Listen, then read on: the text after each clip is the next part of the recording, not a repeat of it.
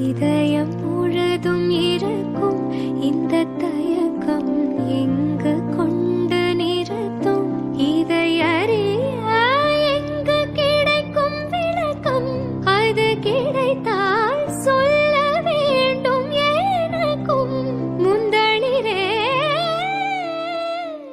Hi friends, welcome back to Malar Karthik channel. இன்றைக்கி நாங்கள் வந்து மார்னிங்கே கிளம்பிட்டோம். எங்கன்னு பார்த்தீங்கன்னா க்ரானிக்கல் ஆஃப் ஜார்ஜியா போகலாம் அப்படின்னு சொல்லிட்டு மார்னிங்கே கிளம்பிட்டோம். அங்கேருந்து இன்னொரு சிட்டிக்கும் போகணுன்னு சொல்லிட்டு ஹஸ்பண்ட் சொல்லியிருந்தாங்க.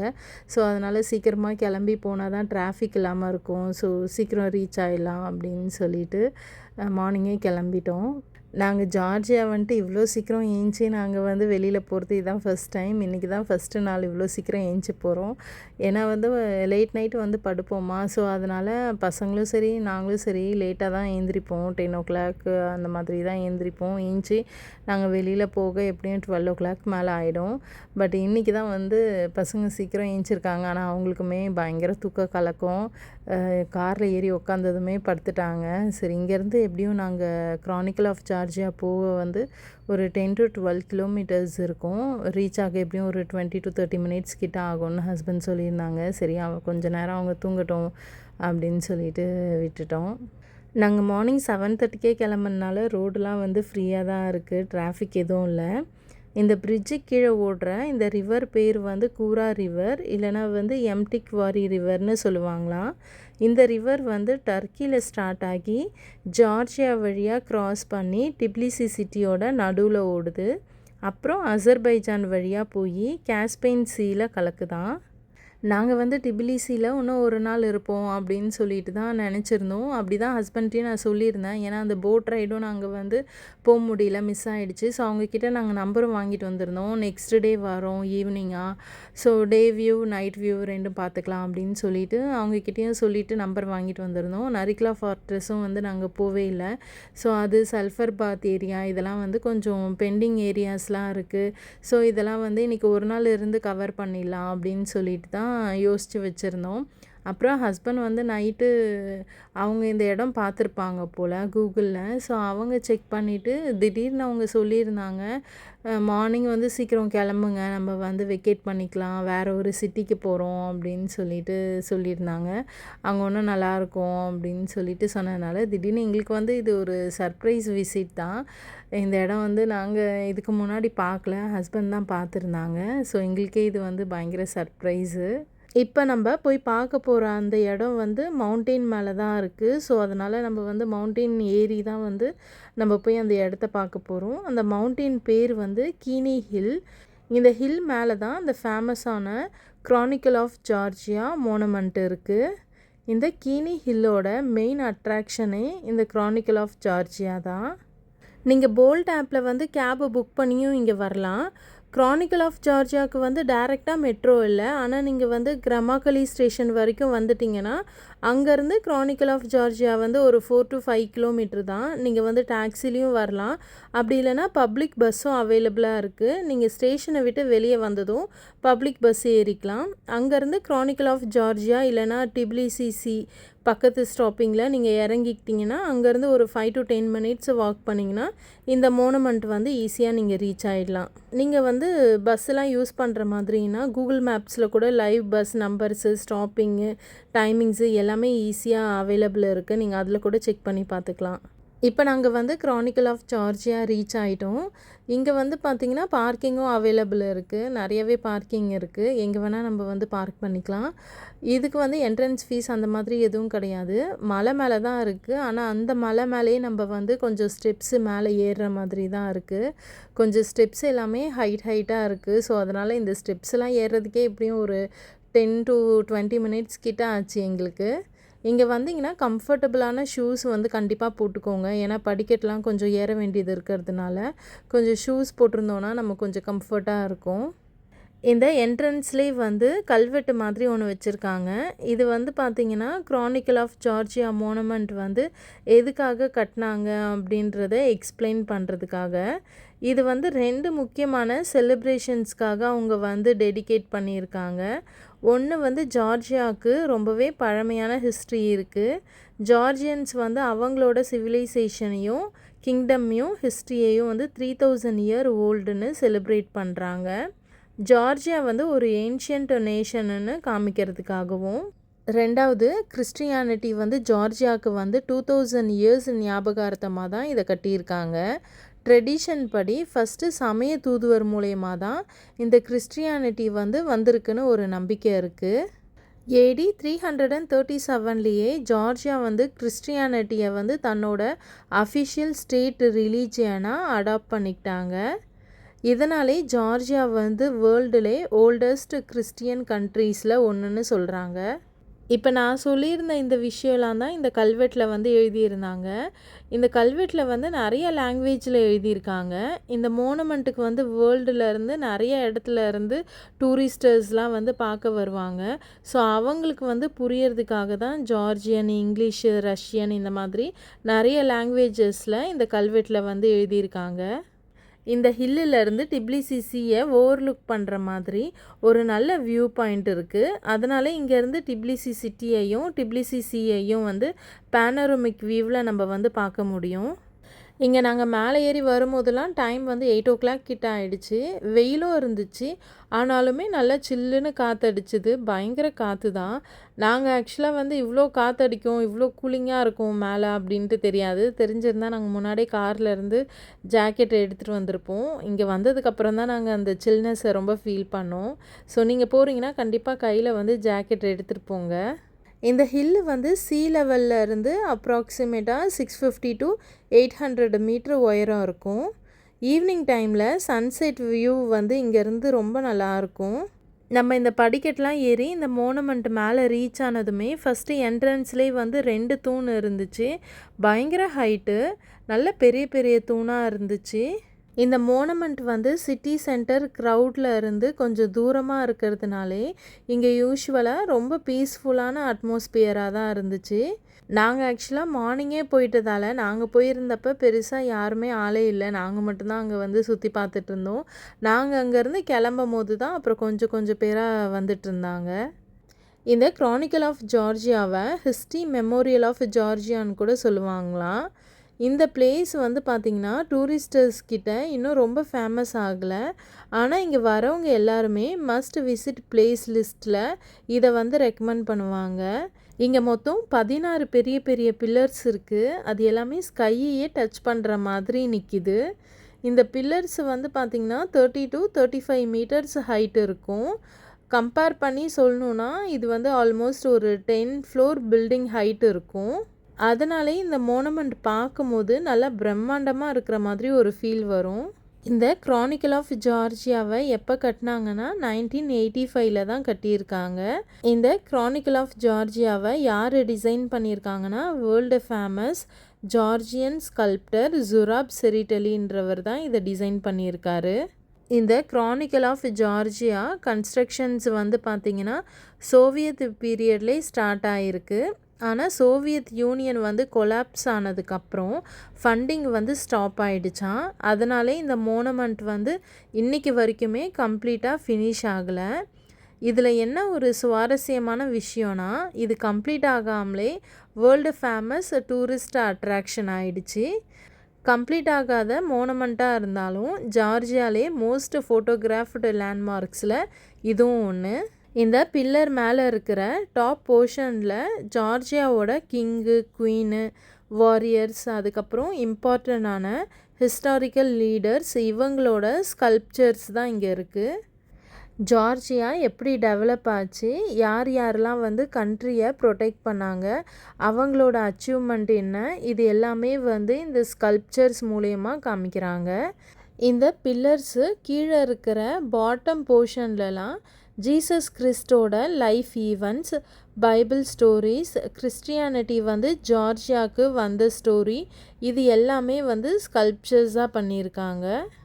ஜார்ஜியா கிறிஸ்டியானிட்டியை வந்து ரொம்ப முக்கியமாக ஃபாலோ பண்ணுற ஒரு ஓல்டஸ்ட் கிறிஸ்டியன் கண்ட்ரீஸில் இதுவும் ஒன்று.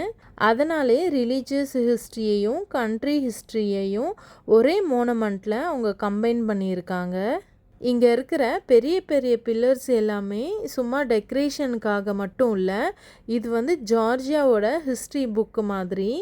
கிரானிக்கல் ஆஃப் ஜார்ஜியாவில் இருக்கிற ஒரு பில்லருமே ஜார்ஜியாவோட பல வருஷ ஹிஸ்ட்ரியை ரெப்ரசன்ட் பண்ணுது. சிம்பிளாக சொல்லணும்னா இந்த பில்லர்ஸ் வந்து ஜார்ஜியாவோட பாஸ்ட்டை பேசுகிற ஒரு ஓப்பன் ஏர் ஹிஸ்ட்ரி மியூசியம் மாதிரி தான் சொல்லணும். ஒரு பக்கம் கிங்ஸ் அண்ட் பேட்டில்ஸ், இன்னொரு பக்கம் கிறிஸ்டியானிட்டி ஹிஸ்ட்ரி, 2 பெரிய பெரிய சாப்டர்ஸை இந்த மோனுமெண்ட்டில் நம்ம பார்க்கலாம். நாங்கள் இந்த இடத்துக்கு போயிருந்தப்ப இவ்வளோ ஹைட்டான பில்லர்ஸு, அதில் எல்லாத்துலேயுமே அவ்வளோ ஸ்கல்ப்சர்ஸ் இருந்துச்சு. அது எல்லாமே பார்க்கும்போது அவ்வளோ பிரமிப்பாக இருந்துச்சு. நாங்கள் அப்பயுமே வந்து நினச்சிக்கிட்டோம், இவ்வளோ ஹைட்டான ஸ்டோன்ஸ் எல்லாம் வந்து இங்கே எப்படி இவங்க பில்ட் பண்ணியிருப்பாங்க இந்த மலைக்கு மேலே அப்படின்னு சொல்லிட்டு ரொம்ப ஆச்சரியமாக பார்த்தோம். இப்போ நம்ம பார்க்குற இந்த கிரானிக்கல் ஆஃப் ஜார்ஜியா மோனுமெண்ட்டில் இருக்கிற மிகப்பெரிய 16 பில்லர்ஸ் இருக்குல்ல, இந்த பில்லர்ஸ் எல்லாமே பார்க்கும்போது ஃபுல்லாக பெரிய ஸ்டோன் பில்லர்ஸ் மாதிரியே தெரியும். ஆனால் இது வந்து ஸ்ட்ராங்காக இருக்கிற ரீஎன்ஃபோர்ஸ்டு கான்க்ரீட் ஸ்ட்ரக்சரை யூஸ் பண்ணி தான் கட்டியிருக்காங்க. அந்த கான்க்ரீட் மேலே வந்து ஸ்டோன் ஃபினிஷிங் வந்து பண்ணியிருக்காங்க. அதுக்கு மேலே ஆக்சிடைஸ்டு பிரான்ஸும் காப்பரையும் வந்து கவர் பண்ணியிருக்காங்க. அதனால தான் ஏன்ஷியன்ட் ஸ்டோன் மோனுமெண்ட் மாதிரி ஒரு கிராண்ட் லுக்கு கொடுக்குது. இது ஆக்சுவலாக வந்து நான் இந்த வீடியோ வாய்ஸ் ஓவர் கொடுக்கும்போது தான் நான் வந்து இதை பார்த்து தெரிஞ்சுக்கிட்டேன். ஃபஸ்ட்டு அங்கே போயிருந்தப்ப நாங்கள் வந்து இது ஒரிஜினல் ஸ்டோனுன்னு தான் நினச்சோம். அதுக்கப்புறமேட்டா நான் வந்து இதை பற்றி படிக்கும் போது தான் இதை வந்து நான் தெரிஞ்சுக்கிட்டேன்.